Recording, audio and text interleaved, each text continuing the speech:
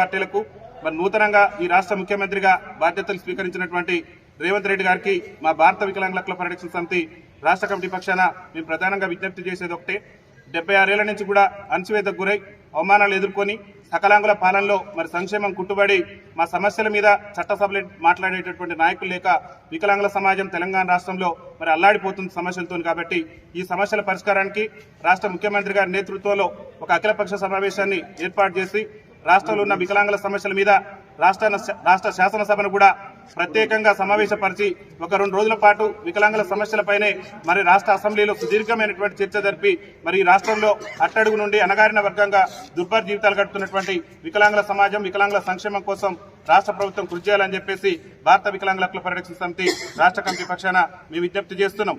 ముఖ్యమంత్రి గారు మరి వచ్చిన తొలి నెలలోనే మరి ఆయన ముఖ్యమంత్రిగా ప్రమాణ స్వీకారం చేసిన వెంటనే మా వికలాంగురాలకి ఉద్యోగ అవకాశం కల్పించి వికలాంగుల పక్షపాతిగా నిలుస్తాడని మేము భావించినాం.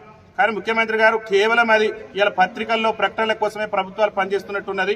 ఇలా ముఖ్యమంత్రి గారు ఈ సమాజంలో మాకు గత ఎన్టీ రామారావు గారు ప్రభుత్వం నుంచి కూడా 50% రాయితీ పొందుతున్న వికలాంగుల సమాజానికి ఉచిత ప్రయాణ సౌకర్యం కల్పిస్తామని చెప్పేసి రాష్ట్ర ప్రభుత్వమే కాంగ్రెస్ పార్టీ ఎన్నికల మేనిఫెస్టోలో పెట్టింది.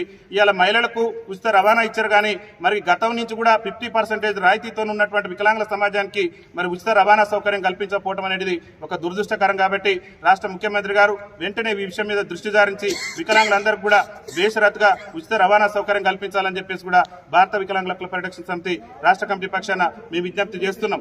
అదేవిధంగా ఈ 76 ఏళ్ల నుంచి కూడా ఈ దేశంలో ఈ రాష్ట్రంలో అణచివేతకు గురై అవమానాలు ఎదుర్కొని చట్టసభలలో వికలాంగుల సమస్యల మీద మాట్లాడే నాయకులు లేక వికలాంగుల సమాజం అల్లాడిపోతుంది. కాబట్టి మరి రేపు తెలంగాణ రాష్ట్రంలో రాబోయే పంచాయతీ ఎన్నికల్లో కానివ్వండి, పార్లమెంట్ ఎన్నికల్లో కానివ్వండి, జనాభా దమాషా ప్రకారం వికలాంగుల సమాజానికి కూడా చట్టసభలలో మాకు కూడా రాజకీయ రిజర్వేషన్ కల్పించాలని చెప్పేసి కూడా రాష్ట్ర ముఖ్యమంత్రి రేవంత్ రెడ్డి గారికి మరి మా వికలాంగుల జాతి పక్షాన మా భారత వికలాంగుల హక్కుల పరిరక్షణ సమితి పక్షాన మేము విజ్ఞప్తి చేస్తున్నాం.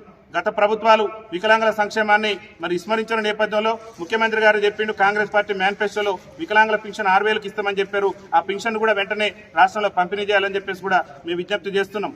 మరి ప్రజాప్రభుత్వం అని చెప్తున్నటువంటి ముఖ్యమంత్రి గారు ప్రజాప్రభుత్వంలో వికలాంగుల సమస్యల పరిష్కారం కోసం ఈ తెలంగాణ రాష్ట్ర ఉద్యమం జరుగుతున్న రోజుల్లో కూడా వైకల్యాన్ని సైతం కూడా లెక్క చేయకుండా మరి పాఠశాల మెట్లెక్కలేటువంటి మా వికలాంగుల సోదరులు మరి మేము చదువుకుంటే ఉద్యోగ ఉపాధి అవకాశాలు వస్తాయని చెప్పేసి పీజీలు పిహెచ్డీలు చేసి ఈ తెలంగాణ రాష్ట్రం ఏర్పడ్డ కాంచి కూడా బ్యాక్లాగ్ ఉద్యోగాల భర్తీ లేక మరి ఆ వికలాంగుల సమాజం బదార్లెమ్మటి మరి ఉద్యోగ అవకాశాల కోసం ఎత్తుకులాడుకోవాల్సినటువంటి పరిస్థితి దాపరించింది. కాబట్టి రాష్ట్ర నూతన ముఖ్యమంత్రి రేవంత్ రెడ్డి గారు వెంటనే దృష్టి సారించి ఈ తెలంగాణ రాష్ట్రంలో వికలాంగుల బ్యాక్లాగ్ ఉద్యోగాలన్నింటినీ కూడా భర్తీ చేయాలని చెప్పేసి కూడా మేము విజ్ఞప్తి చేస్తూ వికలాంగుల సమస్యల మీద ఈ తెలంగాణ రాష్ట్ర అసెంబ్లీలో మరి దాదాపు 10 ఏళ్ల నుంచి కూడా సమస్యల మీద చర్చ జరిగింది. కేవలం 2-3 నిమిషాలు మాత్రమే, కానీ చట్టసభలలో 10 సంవత్సరాల నుంచి కూడా మా సమస్యల మీద చర్చించట్లేదు. కాబట్టి వికలాంగుల సమస్యల మీద గౌరవ ముఖ్యమంత్రి గారి నేతృత్వంలో మరి ఖచ్చితంగా ప్రభుత్వం మరి ప్రత్యేక అసెంబ్లీ సమావేశాలు నిర్వహించి మరి అఖిలపక్ష సమావేశం నిర్వహించి మాకు కూడా రాజ్యాధికారంలో రిజర్వేషన్ కల్పించాలని చెప్పేసి విజ్ఞప్తి చేస్తున్నాం. వికలాంగుల ఐక్యత, వికలాంగుల ఐక్యత